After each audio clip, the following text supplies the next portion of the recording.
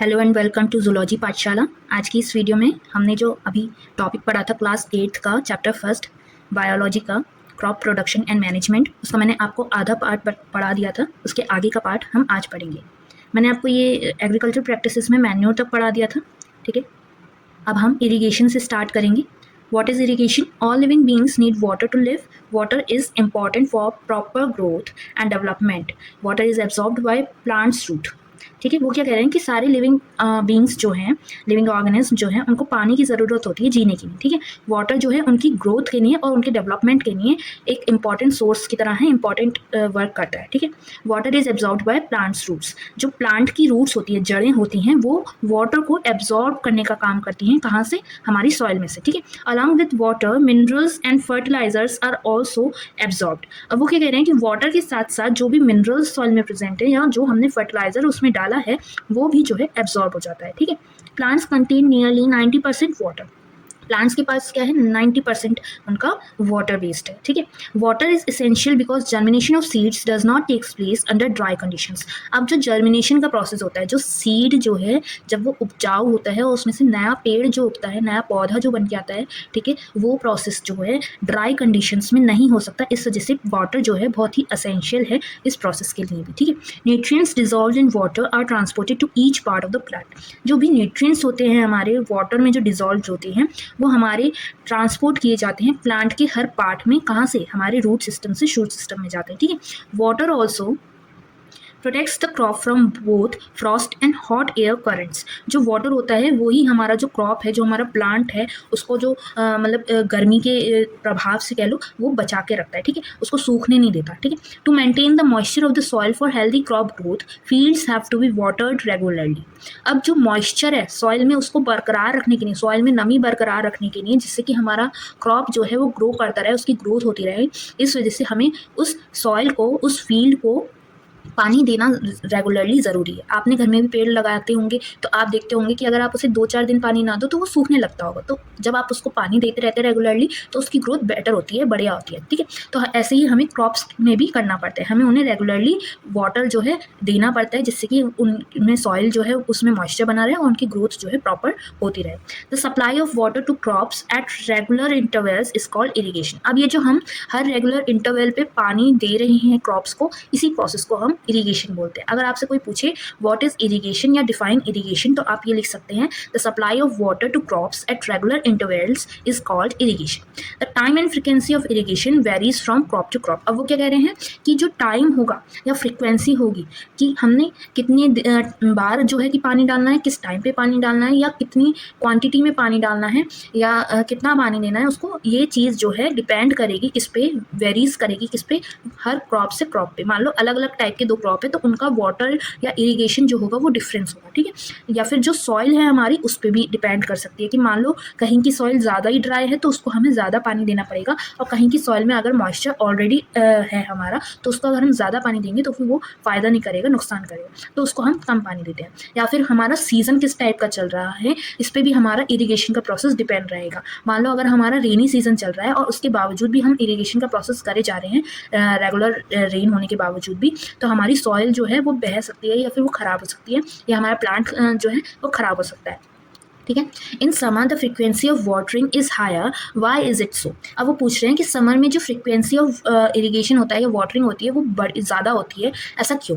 Could it be due to the increase rate of evaporation of water from the soil and the leaves. क्या इसका reason ये है कि जो हमारा इवेपोरेशन हो रहा है हमारी सॉइल में से, और जो हमारी लीव्स हैं जब वो ट्रांसपिरेशन का प्रोसेस कर रही हैं तो उसकी वजह से हमारा ज़्यादा पानी यूज़ हो रहा है? क्या ये रीज़न है? I am very careful this year about watering the plants. Last summer my plants dried up and died.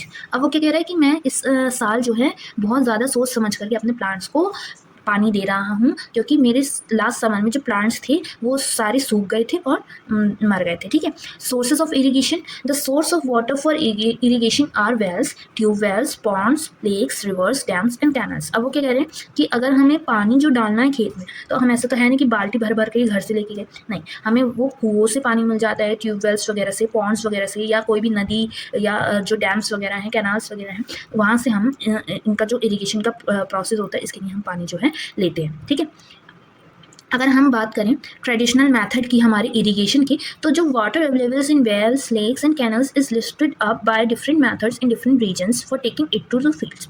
जो हमारा कुआं वगैरह में या लेक्स वगैरह में जो पानी होता है उसको उठाने का मतलब ज़मीन में से ऊपर लाने के लिए डिफरेंट डिफरेंट मेथड्स को यूज़ किया जाता है अलग अलग रीजन्स में, जिससे कि उसको हम फील्ड्स तक ले जा सकें। ठीक है, कैटल्स और human labour is used in these methods. अब इसमें हमारे जो कैटल्स होते हैं, जानवर वगैरह होते हैं, ठीक है, वो भी काम आते हैं, और जो ह्यूमन होता है वो भी हमारा ये काम कर सकता है, इस चीज़ को मतलब पानी को निकालने का काम करता है। So these methods are cheaper but less efficient. अब ये क्योंकि इसमें कोई पैसे तो लग नहीं रहे, ठीक है, ह्यूमन लग गया और एनिमल्स यूज से हो गया, तो इसलिए ये चीपर तो होता ही है, लेकिन लेस एफिशिएंट है। इसमें हम ज़्यादा मात्रा में पानी जो है प्रोवाइड नहीं करा पाएंगे, या ज़्यादा देर तक जो है हम उनसे काम नहीं करा सकते, तो इस वजह से ये एफिशिएंट कम है। ठीक है, अगर हम बात करें तो वेरियस ट्रेडिशनल वेज की, तो वो क्या क्या है हमारा, एक है मोट जो है हमारा पुली सिस्टम, और दूसरा है हमारा चेन पंप। मोट ये आपको दिख रहा होगा, ठीक है, ये इन्होंने जो है कि एक पुली लगा करके, ठीक है, इससे रस्सी के द्वारा जो है उस मटके को नीचे डाला, और फिर पानी जब उसमें भर गया तो उसको उस रस्सी से खींच लिया। ठीक है, तो ये हमारा पुली सिस्टम या मोट कहलाते हैं। और दूसरा हमारा होता है चेन पंप। चेन पंप में कुछ इस टाइप का आपका ये डिवाइस होता है, ठीक है, इसके ज़रिए हमारा जो है पानी जो है जो उस फील्ड है वहाँ तक पहुँचाया जाता है। ठीक है, और तीसरा उन्होंने दे रखा है धेकली। धेकली में कुछ इस टाइप का सिस्टम होता है हमारा ये। ठीक है, और चौथा है हमारा राहत। राहत में हमारा लेवर सिस्टम होता है कि पानी को हम जो है कि किसी एनिमल की मदद से जो है खींच रहे हैं या फिर पहुंचा रहे हैं। ठीक है, pumps are commonly used for lifting water, diesels, biogas, electricity and solar energy is used to run these pumps. अब पंप्स की अगर हम बात करें, जो मोटर वगैरह लगाई जाती है जिससे वाटर को लिफ्ट किया जाता है, ठीक है, वही चीज़ जो है हमारी डीजल या बायोगैस या इलेक्ट्रिसिटी या सोलर एनर्जी से भी चल सकती है। ठीक है, तो ये सारी चीज़ों से यूज़ करके हम जो है पंप्स चलाते हैं, जिससे हम वाटर को लिफ्ट करने का काम करते हैं। अगर हम मॉडर्न मेथड्स ऑफ इरिगेशन देखें, तो modern methods of irrigation help us to use water economically. The main methods used are as follows. अब क्या करें कि जो हमारे मॉडर्न मेथड है उसमें जो हमारा पानी का डिस्ट्रीब्यूशन हो रहा है, मतलब मान लो वो अच्छी तरीके से कह लो, या फिर जो इकोनॉमिकल बैलेंस की उसमें हो रहा है कि सब जगह बराबर बराबर मात्रा में। ठीक है ना, अब इसमें अगर हम देखें कौन कौन से मेथड्स यूज़ होते हैं, तो फर्स्ट है हमारा स्प्रिंकलर सिस्टम। स्प्रिंकलर सिस्टम में क्या होता है, this system is more useful on the uneven land where sufficient water is not available. जहाँ पे अनइवन लैंड होगा, मतलब कि कहीं पे ऊंचा नीचा, ठीक है, ऐसा लैंड होगा, वहाँ पे इस सिस्टम को यूज़ किया जाता है, क्योंकि वहाँ पे जो है वाटर अवेलेबल नहीं होता सफिशिएंट मात्रा में, तो उसकी वजह से स्प्रिंकल किया जाता है पानी, ऐसे ही बहाया नहीं जाता। ठीक है, the perpendicular pipes having rotating nozzles on top are joint to the main pipeline at regular intervals. जो परपेंडिकुलर पाइप्स होते हैं, ठीक है, इस टाइप का आपको ये सिस्टम दिख रहा होगा यहाँ पे। ठीक है, ये जो है इसमें नोजल्स लगी होती है, रोटेटिंग नोजल्स लगी होती हैं, जिससे कि वो चारों तरफ घूम सके। ठीक है, और ये मेन पाइपलाइन से कनेक्टेड होता है, जिससे कि हमारा क्या हो, जब पानी हो वो रेगुलर इंटरवल्स पे जो है फील्ड में जो है स्प्रिंकल हो सके। ठीक है, when water is allowed to flow through the main pipe under pressure with the help of a pump, it escalates from the rotating nozzles. अब क्या होगा, पंप जो लगा हुआ है इसमें, इसके जरिए जो है वाटर को लिफ्ट होगा वो। ठीक है, वाटर एक तरह से मोटर चलाई तो वाटर जो है लिफ्ट हुआ। अब जब प्रेशर क्रिएट होगा उस पंप के द्वारा और वाटर ऊपर आया उस पाइपलाइन में, मेन पाइपलाइन में, तो क्या होगा, वो रोटेटिंग नोजल्स के द्वारा जो है फील्ड में चारों तरफ जो है स्प्रिंकल हो जाएगा। It's get sprinkled on the crop as if it is raining. ऐसा लगता है कि जैसे मतलब बारिश हो रही हो, ऐसा बिल्कुल ये स्प्रिंकलिंग इफेक्ट जो है देता है। Sprinkler is very useful for lawns, coffee plantation and several other crops. वो क्या कह रहे हैं कि ये स्प्रिंकलर जो होता है ये लॉन्स वगैरह जो होते हैं, या फिर मान लो अगर कॉफ़ी का प्लांटेशन हुआ हुआ है, कॉफ़ी क्रॉप उगा रहे हैं हम, या फिर मान लो कोई और अदर क्रॉप्स हैं, उस टाइप के क्रॉप्स ये जो है स्प्रिंकलर जो है हमारा बहुत यूज़फुल रहता है। इससे बहुत आसानी से हम जो है पानी जो है दे सकते हैं क्रॉप को। सेकेंड हमारा सिस्टम है ड्रिप सिस्टम। ड्रिप सिस्टम में क्या होता है, in this system the water falls drop by drop directly near the roots, so it is called drip system. अब वो क्या कह रहे हैं कि इसमें जो है वाटर जो होगा डायरेक्टली हमारी रूट्स जो होंगी ना क्रॉप की, उसके पास में ही ड्रॉप ड्रॉप करके, बूंद बूंद करके जो है वहाँ पे टपकता रहेगा, या फिर मान लो वहाँ पे डलता रहेगा। ठीक है, इसी वजह से इसको ड्रिप सिस्टम कहते हैं। It is the best technique for watering fruit plants, gardens and trees. अब ये टेक्निक जो है जो सबसे ज़्यादा वर्क करती है, सबसे अच्छी तरीके से वर्क करती है, वो हमारे फ्रूट प्लांट्स जो होते हैं उनके नहीं करेगी, या गार्डन्स वगैरह हैं, घर में अगर हम कोई पेड़ उगा रहे हैं उसको हम रेगुलरली पानी देना अगर भूल जाते हैं या कुछ भी, तो हम इस सिस्टम का इस्तेमाल करके अपने गार्डन्स वगैरह को, अपने फ्रूट प्लांट्स वगैरह को मतलब कि पानी रेगुलर इंटरवल्स पे प्रोवाइड करा सकते हैं। Water is not wasted at all. इस जो सिस्टम होता है इसमें जो है वाटर बिल्कुल भी वेस्ट नहीं होता, क्योंकि वो डायरेक्टली रूट्स में हमारा जो है ड्रॉप किया जा रहा है, ठीक है। It is a boon in regions where availability of water is poor. अब ये एक वरदान की तरह है, बोन की तरह है उन रीजन्स में जहाँ पे वाटर की अवेलेबिलिटी जो है, वाटर जो है कम मात्रा में या पाया जाता है, ठीक है। नेक्स्ट पे चलते हैं, प्रोटेक्शन फ्रॉम वीड्स। अब पानी तो डल गया, अब हमें कीड़े मकोड़ों से भी बचाना है ना अपने क्रॉप्स को। तो वो क्या कह रहे हैं, Boojho and Paheli went to a nearby wheat field and saw that there was some other plants in the field growing along with wheat plants.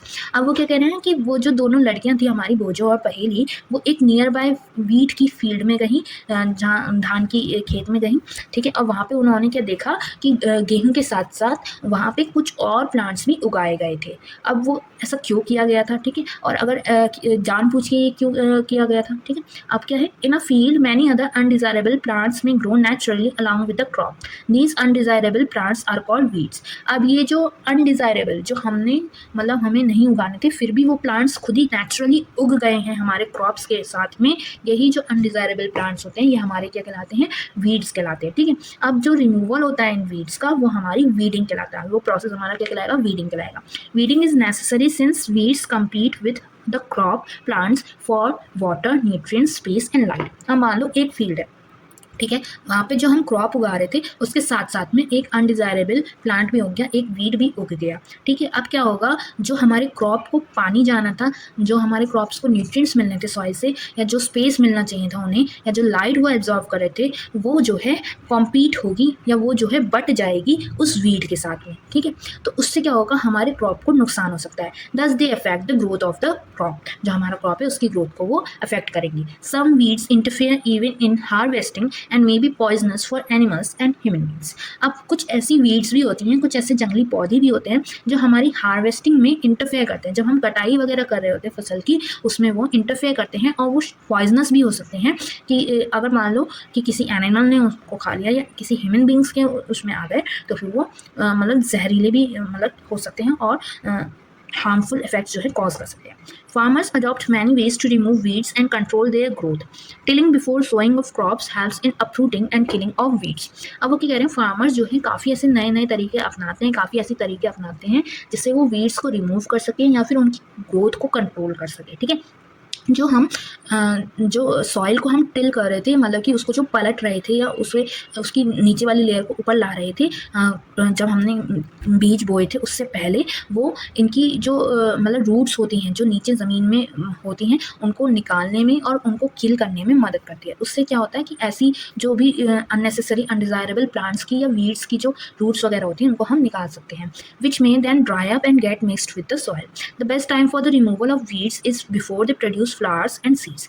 जो बेस्ट टाइम होता है किसी भी वीड को, किसी भी अनडिज़ायरेबल प्लांट को वहाँ से हटाने के लिए, हमारी फील्ड में से हटाने के लिए, वो तब होता है जब उसने फ्लावर्स ना ही प्रोड्यूस करे हों और ना ही उसकी सीड्स वगैरह अभी बनी हों, ठीक है। The manual removal includes physical removal of weeds by uprooting and cutting them close to the ground. अब क्या होगा, इसमें जो है या तो हम उसे जड़ के सहारे उसको बाहर निकाल लें, ठीक है, तो ऐसे हम उसको रिमूव कर सकते हैं, या फिर हम उसको ऐसे कट करें, ऐसे काट दें कि वो बिल्कुल ग्राउंड के अंदर ही रहे, उसका पार्ट ग्राउंड के ऊपर, उसका कुछ भी पार्ट ना बचे, ठीक है। और ये हम टाइम टू टाइम करना पड़ेगा अगर हमें, जिससे कि वो दोबारा जो है बढ़े ना। This is done with the help of अ खुरपी। आपने शुरू में टूल्स पढ़े थे कि उसको ये टूल्स दिखे थे भोजो और पहेली को, तो उसमें से खुरपी जो होता है वो हमारा इसमें यूज़ होगा इन वीड्स को हटाने में। A seed drill is also use to uproot weeds. अब जो सीड ड्रिल थी, जो हम देख रहे थे ट्रैक्टर वगैरह में लगा करके ज़मीन को खोदने का काम करी थी, वो भी हम यूज़ कर सकते हैं इन वीड्स की रूट्स को निकालने के लिए, ठीक है, ज़मीन में से। Weeds are also controlled by using certain chemicals called weedicides. अब कुछ केमिकल्स भी होते हैं जिनसे हम इन वीड्स को कंट्रोल कर सकते हैं। अब वो केमिकल्स क्या कहलाते हैं, वीडिसाइड्स, ठीक है। जैसे पेस्ट को हटाने के लिए पेस्टिसाइड्स होते हैं, वैसे वीड्स को हटाने के लिए weedicides. These are spread in the fields to kill the weeds. अब इनको भी स्प्रे करा जाता है जैसे हम नॉर्मल फर्टिलाइजर पेस्टिसाइड्स को स्प्रे करते हैं, ठीक है, और ये वीड्स को मारने का काम करते हैं। They do not damage the crop. इनसे क्रॉप जो है हमारा वो डैमेज नहीं होता। The weeds are diluted with water to the extent required and sprayed in the fields with a sprayer। जो स्प्रेयर होता है, ठीक है, उसके ज़रिए जो है इसको हम डाइल्यूट करते हैं पहले पानी में, जितनी क्वांटिटी हमें ज़रूरत है उतनी क्वांटिटी में, और फिर इसको स्प्रे कर देते हैं पूरी फील्ड में, जिससे कि ये अपना काम करता है, ठीक है। नेक्स्ट हमारा है As already mentioned, the weedicides are sprayed during the vegetative growth of weeds before flowering and seed formation. अब ये कब स्प्रे करे जाते हैं? जब हमारा फ्लावरिंग और सीड फॉर्मेशन ना हुआ हो वीड्स का, या फिर होने वाला हो, उससे पहले ही हमें ये वीडीसाइड जो है स्प्रे करना पड़ता है, जिससे कि वो वीड जो है वो मर जाए। ठीक है, स्प्रेइंग ऑफ वीडीसाइड्स में affect the health of farmers, so they should use these chemicals very carefully. अब क्योंकि ये वीडीसाइड्स को मारने वाले जो है कि केमिकल्स हैं, और वो वीडीसाइड्स जो है पॉइजनस होते हैं, तो उनको मारने के लिए भी कुछ ऐसे केमिकल्स यूज़ किए जाते हैं जो बहुत हार्मफुल हो सकते हैं हमारे फार्मर्स के लिए। तो इस वजह से हमारे फार्मर्स को इनको बहुत सावधानी से जो है कि यूज़ करना चाहिए। They should cover their nose and mouth with a piece of cloth during spraying of these chemicals. अब उनको ऐसे केमिकल्स को स्प्रे करते समय अपने नोज़ को और अपने माउथ को कपड़ों से जो है कि ढक करके ही इनको स्प्रे करना चाहिए, इनको यूज़ करना चाहिए। ठीक है, अब नेक्स्ट हमारा आ गया हार्वेस्टिंग। अब हमारी पूरी फसल तैयार हो गई। ठीक है, अब उसको काटने का काम है, हार्वेस्ट करना है। Harvesting of a crop is an important task. The cutting of crop after it is mature is called harvesting. जो हमारी कटिंग होती है, क्रॉप की कटाई होती है हमारी फसल की, जब वो मेच्योर हो जाती है, बिल्कुल डेवलप हो जाती है, ग्रो हो जाती है, उसे हम हार्वेस्टिंग बोलते हैं। In harvesting crops are pulled out और cut close to the ground. जैसे अभी हम वीड्स को काट रहे थे या फिर उनको पूरा जड़ से ही उखाड़ लेते हैं, ऐसे ही हमारा हार्वेस्टिंग का प्रोसेस भी होता है। या तो हम उन क्रॉप्स को पूरा पुल कर लेते हैं, ज़मीन में से निकाल लेते हैं जड़ के साथ में, या फिर उसको ग्राउंड के पास से क्लोजली जो है हम उसको कट कर लेते हैं। It usually takes 3 to 4 months for a cereal crop to mature. कोई सीरियल क्रॉप है तो उसको मेच्योर होने में 3 से 4 महीने लग जाते हैं। Harvesting in our country is either done manually by sickle और मशीन कॉल्ड हार्वेस्टर। हार्वेस्टिंग जो है हमारी कंट्री में मैनुअली अगर हम देखें कि मैन कर रहा हो, तो वो इस टूल से, सिकल जिसे हम बोलते हैं, इसके द्वारा होती है, या फिर एक मशीन भी आती है जिसे हम हार्वेस्टर बोलते हैं। ठीक है, in the harvested crop the grain seeds need to be separated. अब जो हार्वेस्टेड क्रॉप है हमारा, जो हमने फसल जो है काटी है, उसमें से जो है सीड्स और जो हमारा ग्रेन है उसको अलग अलग करना होता है। ठीक है, तो वो प्रोसेस क्या कहलाता है? हमारा थ्रेशिंग कहलाता है। क्या कहलाता है वो process? Threshing. This is carried out with the help of a machine called combine, which is in fact a harvester as well as a thresher. अब ये भी काम जो होता है, ये भी एक मशीन के द्वारा होता है जिसे हम बोलते हैं कंबाइन, जो एक तरह से हमारा हार्वेस्टर भी है और साथ साथ में हमारा थ्रेशर भी है। दोनों काम ये कर सकता है। ठीक है, ये आपको पिक दे रखी है। ये जो चीज़ लग रही है ना, ये हमारा फसल को मतलब काटती भी जाएगी, और साथ साथ में उसमें से हमारा ग्रेन जो है और सीड जो है उसको अलग अलग भी करती जाएगी। ठीक है, after harvesting some studs are left in the field which are burn by farmers. Paheli is worried, she knows that it is cause pollution, it may also catch fire and damage the crops lying in the field. अब पहेली क्या कह रही है कि उसने देखा कि harvesting करने के बाद में जो थोड़ा बहुत बूदा वगैरह बच जाता है फील्ड में, उसको जो है फार्मर्स जो है जला देते हैं। ठीक है, अब पहेली जो है इस बात से बहुत चिंता हो गई, क्योंकि जो है कि उससे क्या हो रहा है, पॉल्यूशन भी हो रहा है बहुत ज़्यादा। ठीक है, और अगर मान लो उस फायर से आसपास की क्रॉप्स में भी आग लग जाएगी तो फिर वो डैमेज हो सकते हैं। ठीक है, तो अब ऐसे क्यों करा? Farmers with small holdings of land do the separation of grain and chaff by winnowing. अब जो फार्मर्स होते हैं जिनके पास लैंड जो है कम मात्रा में होता है, ठीक है, उनका लैंड इतना ज़्यादा बड़ा नहीं होता, वहाँ वो अपना सेपरेशन जो करते हैं ग्रेन्स का और शाफ का, वो विनोइंग की प्रोसेस से करते हैं। ये विनोइंग मशीन होती है। ठीक है हमारी, ठीक है, अब वो क्या करें, हार्वेस्ट फेस्टिवल्स के बारे में बताने वो। After 3 or 4 months of hard work there comes the day of the harvest. 3-4 महीने के बाद में जो है हमारा वो दिन आता है जब हमारी फसल की कटाई होती है। The sight of golden fields of standing crops laden with grain fills the heart of farmers with joy and a sense of well being. अभी जो ऐसी सुनहरी फसल जो हमारी लहरा रही होती है खेतों में, वो जो किसान होते हैं, जो हमारे फार्मर होते हैं, उनका दिल मतलब खुशी से भर देती है, क्योंकि उन्हें पता होता है कि उनकी फसल जो है बहुत अच्छी बन के आई है, और उनको अब मतलब इस फसल से जो है अपना वो मतलब घर चला पाएंगे, या फिर उनको बेनिफिट होगा। The efforts of the past season have won fruit and it is time to relax and enjoy a little. अब उनके जो इतनी मेहनत उन्होंने करी इतने सीजन, ठीक है, उसका फल उन्हें मिल गया है, और अब जो है वो थोड़ा रिलैक्स कर पाएंगे और थोड़ा सा अपना मज़े कर पाएंगे। ठीक है, अपनी लाइफ को जी पाएंगे। The period of harvest is thus of great joy and happiness in all parts of India. अब इसी वजह से ये जो कटाई का जो पीरियड होता है, फसल की कटाई जब होती है, ये एक बहुत ज़्यादा जॉय का और हैप्पीनेस का रीज़न होता है हमारा सभी जो हमारे इंडिया के पार्ट्स हैं वहाँ पे। ठीक है, सभी जगहों पे ये बहुत खुशी से मनाया जाता है। Man and women celebrate it with great enthusiasm. Special festival associated with the harvest seasons are Pongal, Baisakhi, Holi, Diwali, Nabanya and Bihu. अब ये आपको उन्होंने फेस्टिवल्स भी बता रखे हैं कि कुछ कुछ ऐसे फेस्टिवल्स भी होते हैं जो हमारी कटाई के के सीज़न कह लो, उसको जो है ध्यान में रखते हुए, उसको सेलिब्रेट करते हुए मनाए जाते हैं। ठीक है, अब हमारी फसल कट भी गई, अब हमें उसको स्टोर करके रखना है। स्टोरेज कैसे होगा? Storage of produce is an important task. जो भी हमारी क्रॉप प्रोड्यूस हुई है उसको स्टोर करना भी एक इम्पॉर्टेंट टास्क है। If the harvested grains are to be kept for a longer time, they should be safe from moisture, insects, rats and microorganism. अगर जो हार्वेस्टेड ग्रेन्स हैं, जो हमने फसल काटी है, उसको हमें लंबे समय तक के लिए रखना है, तो उसको हमें मॉइस्चर से, इंसेक्ट से, रैट से या फिर किसी भी टाइप के माइक्रो ऑर्गेनिज्म से बचा करके रखना होगा। ठीक है, harvested grains have more moisture. If freshly harvested grains seeds are stored without drying, they may get spoiled और attacked by organism, making them unfit for use and for germination. अब वो क्या कह रहे हैं कि जो हमारे हार्वेस्टेड ग्रेन्स होते हैं उसमें जो मॉइस्चर होता है वो बहुत ज़्यादा होता है। ठीक है, अब मॉइस्चर है तो उसमें माइक्रो ऑर्गेनिज्म जो है ग्रो कर सकते हैं, तो उसको स्टोर करने के लिए हमें पहले उनको ड्राई करना पड़ेगा। ठीक है, अगर हमने बिना ड्राई करे उनको ऐसे ही स्टोर कर दिया तो उसमें जो है माइक्रो ऑर्गेनिज्म जो है लग जाएंगे, कीड़े मकोड़े जो है लग जाएंगे और वो उसको खराब कर देंगे या अनफिट बना देंगे हमारे यूज़ के लिए, या फिर हम उससे नई क्रॉप्स जो है नहीं उगा पाएंगे, जनरेशन का प्रोसेस नहीं करवा पाएंगे। Hence before storing them the grains are properly dried in the sun to reduce the moisture in them. इसलिए उनको स्टोर करने से पहले जो है कि उन क्रॉप्स को, उन ग्रेन्स को जो है कि की सनलाइट में जो है कि प्रॉपर तरीके से ड्राई किया जाता है। ठीक है, this prevents the attack by insect, paste, bacteria and fungi. जो भी माइक्रो ऑर्गेनिज्म है इस सुखाने की वजह से जो है क्रॉप को, ग्रेन्स को, वो उन पे अटैक नहीं कर पाते। ठीक है, I saw my mother putting some dried neem leaves in an iron drum containing wheat. I wonder why. अब वो कह रही है कि मैंने अपनी मम्मी को जो है कि ड्राइड नीम लीव्स को रखते हुए देखा है एक आयरन के ड्रम में, जहाँ पे हम वीट को रखते हैं। अब ऐसा क्यों करते हैं भाई? वो कीड़े नहीं लगने देती नीम की पत्तियाँ, इसलिए रखते हैं। ठीक है ना, अब आगे चलते हैं। फूड फॉर एनिमल्स, जो हमारा स्टोरेज ऑफ ग्रेन्स में अभी farmers store grains in jute bags और मेटालिक बिन्स। जो फार्मर्स होते हैं वो हमारी इन बीजों को कहाँ पे इकट्ठा करके रखते हैं, स्टोर करके रखते हैं, या तो जूट के बैग्स में या फिर मेटालिक बिन्स होंगी हमारी, लोहे के जो है कनस्तर वगैरह होंगी। ठीक है, उनमें। ठीक है, however large scale storage of grains is done in silos and granaries to protect them from pest like rats and insects. अब लेकिन जो अगर हम लार्ज स्केल में उनको बचाना चाहते हैं, स्टोर करना चाहते हैं, तो हमारे वो सिलॉज और ग्रेनरीज में जाकर के स्टोर किए जाते हैं, जिससे कि वहाँ पे पेस्ट जो है हमारी, या फिर रैट्स, इंसेक्ट्स वगैरह जो है उनसे हम उनको बचा सकें। ठीक है, ये आपको एक पिक्चर दिखा रखी है सिलॉज की। ठीक है, ये यहाँ पे हमारे सब ग्रेन्स जो हैं स्टोर होते हैं और ये हमारी ग्रेनरीज हैं। ठीक है, ऐसे करके हमारे सारे जूट बैग्स में जो है इनको स्टोर करके रखा जाता है। Dried neem leaves are used for storing food grains at home.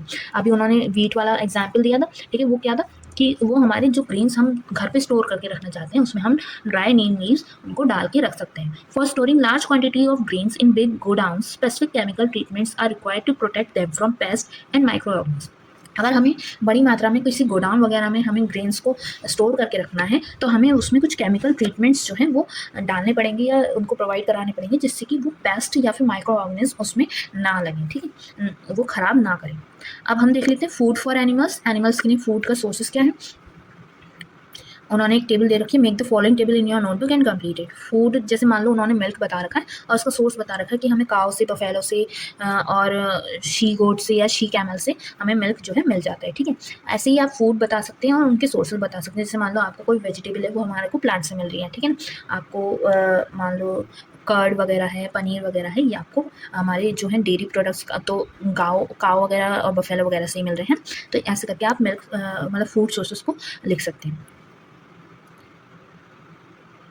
अब वो क्या कह रहे हैं कि आप जब इस टेबल को कंप्लीट करोगे और या इन ऐसी चीज़ों के बारे में सोचोगे कि हमें कौन सा फूड जो है किस सोर्स से मिल रहा है, तो आपको पता चलेगा कि प्लांट्स और एनिमल्स से हमें डिफरेंट काइंड्स ऑफ फूड जो है वो मिलते हैं। Many people living in the coastal area consume fish as a major part of their diet. In the previous classes you have learn about the food that we obtain from plants. अब आपको पता चलेगा कि मतलब जो coastal region होते हैं, coastal areas होते हैं, जो समुद्री इलाके होते हैं, वहाँ पे जो है फ़िश जो है एक मेजर पार्ट होता है वहाँ के लोगों की डाइट का। ठीक है, वो फ़िश खाना जो है बहुत पसंद करते हैं, या मान लो फ़िश वहाँ पे ज़्यादा मात्रा में खाई जाती है। अब आपने प्रीवियस चैप्टर में, प्रीवियस क्लासेस में पढ़ा होगा कि हमें प्लांट से किस किस टाइप के फूड जो है वो मिलते हैं। We have just seen that the process of crop production involves a number of steps like selection of seeds, sowing etcetera. Similarly animals reared at home और in farms have to be provided with proper food, shelter and care. When this is done on a large scale it is called animal husbandry. अब वो क्या कह रहे हैं, जैसे हमने अभी देखा कि अगर हमें कोई क्रॉप का प्रोडक्शन करना है तो उसमें हमें कुछ स्टेप्स जो है उनको फॉलो करना पड़ता है। जैसे कि हमने पहले सेलेक्ट किया सीड्स को, ठीक है, फिर उनको बोआ, फिर और हमारे जो प्रोसेस थे हमने इरिगेशन, पेस्टिसाइड्स वगैरह और फिर हार्वेस्टिंग और स्टोरेज वगैरह ये सब चीज़ें हमने करी, ठीक है। ऐसे ही हमारे जो एनिमल्स से हमें हैं उनको जो है हमें घर पे या हमारे जो फार्म्स होते हैं वहाँ पे प्रॉपर फूड, शेल्टर और केयर प्रोवाइड करनी पड़ती है, ठीक है। जब हमारा ये लार्ज स्केल पे हो और बड़ी मात्रा में हम बड़ी तादाद में एनिमल्स को ऐसे ध्यान से रखें, ठीक है, शेल्टर वगैरह प्रोवाइड करें, तो वो हमारी एक एनिमल हस्बेंड्री कहलाती है, ठीक है। अब वो क्या बता रही है, fish is good for health, we get cod liver oil from fish which is rich in vitamin D. उसने एक आपको बात बता दी कि फ़िश जो है हमारे सेहत के लिए अच्छी होती है। हमारा जो कॉड लिवर ऑयल होती है जिसमें हमारे विटामिन डी की मात्रा बहुत ज़्यादा भर भर के मिलती है, वो हमें फ़िश से ही मिलता है, ठीक है। अब तो ये था हमारा आज का टॉपिक, ठीक है, क्रॉप प्रोडक्शन एंड मैनेजमेंट। ये चैप्टर आपका कंप्लीट हो चुका है। और भी सारे चैप्टर्स में आपको 1 बाय 1 करके वीडियो अपलोड करती रहूँगी, तो आप मेरे चैनल को सब्सक्राइब करना ना भूलिएगा। और अगर आप class 9th, 10th, 11th, 12th या यूजी और पीजी कोर्सेज भी कर रहे हैं तो आपको उनकी कंटेंट्स भी मेरे चैनल पे मिल जाएंगे। Please like, share and subscribe my channel. तब तक के लिए बाय बाय।